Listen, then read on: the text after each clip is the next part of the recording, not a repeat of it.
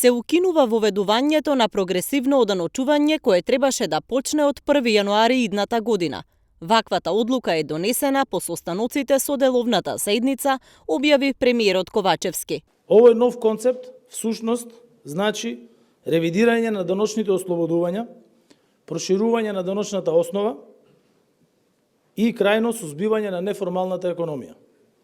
Со ова резултатот од новиот концепт ќе биде одржливи и повисоки стапки на економски раст, но и транспарентно управување со јавните финансии, што е особено важен услов во оваа најголема економска криза. Она што би сакал да го напоменам е дека оваа даночна реформа е дел од стратегијата за реформа на даночниот систем 2021-2025 година, каде се утврдени главните цели на даночните реформи поставени во 5 приоритети.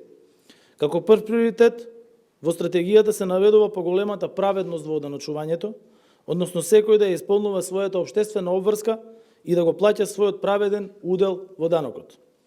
Вториот приоритет е поголема ефикасност и ефективност на даночниот систем за подобра наплата на приходите. Тој рече дека нема да има зголемување на персоналниот данок, данокот на добивка и ДДВ, но дека ќе се зголеми даночната ефикасност. Нашата визија од тука е да креираме праведен, ефикасен, модерен даночен систем кој ќе има улога во одржување на здрави макроекономски фундаменти, ќе го поддржи економскиот развој, ќе даде поддршка во општествено корисните процеси, па дури и ќе има корективна улога како во случајот со зелените даноци. Со цел да дојдеме до оптимално решение, кое ќе ја следи оваа визија, кон целиот овој процес како влада пристапивме многу детално, аналитички, со бројни емпириски истражувања, како и пресметки.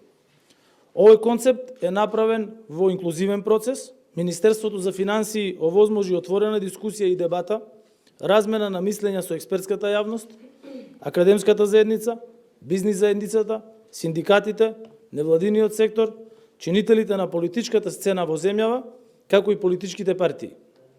Концептот кој денеска го презентираме всушност содржи повеќе решенија кои произлегуваат токму од овие дебати и консултации. Ковачевски рече дека ќе има поголема праведност во оданочувањето, мислејќи на повластените сектори.